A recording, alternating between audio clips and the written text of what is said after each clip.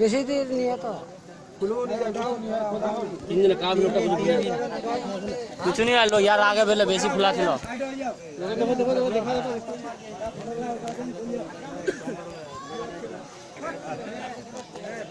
आवाज मारी ना आवाज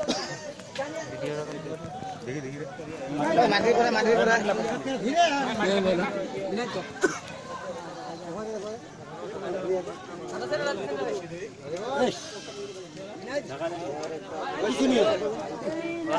কিছু নিয়ে এই ঘন্টা 3-4 এখন মরবা